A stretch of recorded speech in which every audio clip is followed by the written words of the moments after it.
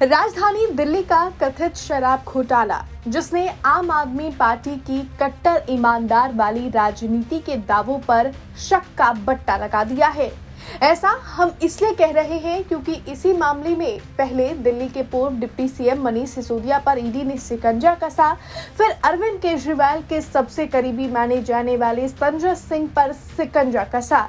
नतीजा, दोनों ही इस वक्त दिल्ली की तिहाड़ जेल में बंद है। तो इसका मतलब ये निकाला जा सकता है कि ईडी के शिकंजे में जो भी आता है वो जेल की हवा खाता ही खाता है। अब ईडी ने शराब घोटाले वाले मामले में दिल्ली के सीएम और आम आदमी पार्टी के मुखिया अरविंद केजरीवाल को पूछताछ के लिए बुलाया। वो बात अलग है कि केजरीवाल पूछताछ के लिए गए नहीं, लेकिन जाना तो होगा, आज नहीं तो कल। अब ऐसे में न सिर्फ बीजेपी बल्कि आम आदमी पार्टी खुद ये दावा कर रही है कि अरविंद केजरीवाल को गिरफ्तार कर लिया जाएगा। लेकिन सवाल ये है कि जब सत्येंद्र जैन और मनीष सिसोदिया को ईडी ने जेल में डाला तो उनके विभाग अरविंद केजरीवाल ने सौरभ भारद्वाज और आतिशी में बांट दिए। लेकिन अगर खुद दिल्ली के सीएम अरविंद केजरीवाल ही जेल चले गए तो फिर दिल्ली के सीएम की कुर्सी कौन संभालेगा?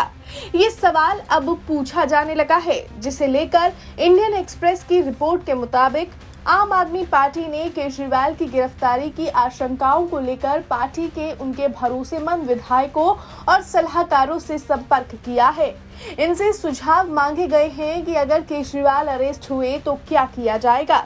रिपोर्ट के मुताबिक इस बार केजरीवाल की जगह भरने के लिए गोपाल राय के साथ आतिशी और रामनिवास गोयल के नाम की चर्चा है। हालांकि इन कयासों के बीच अरविंद केजरीवाल की गिरफ्तारी के बाद दिल्ली के सीएम के लिए जो नाम सबसे ज्यादा चर्चा में है वो है इस समय दिल्ली सरकार की कैबिनेट में सबसे ज्यादा मंत्रालय संभालने वाली मंत्री आतिशी का नाम। ऐसा इसलिए क्योंकि मुख्यमंत्री अरविंद केजरीवाल के बाद आतिशी दिल्ली सरकार की सबसे ज्यादा पावरफुल मंत्री हैं। आतिशी के पास कुल 14 विभाग हैं, जिनमें फाइनेंस, पीडब्ल्यूडी, शिक्षा, विजिलेंस और सर्विसेज जैसे महत्वपूर्ण विभाग शामिल है।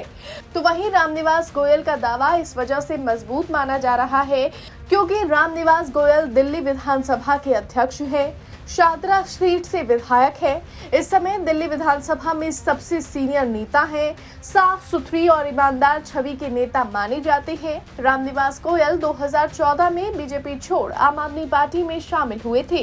इसके अलावा केजरीवाल सरकार में सबसे सीनियर मंत्री होने के चलते गोपाल राय का नाम भी चर्चा में है।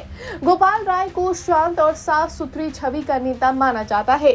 गोपाल राय आंदोलन के समय से ही अरविंद केजरीवाल के साथी और करीबी रहे हैं।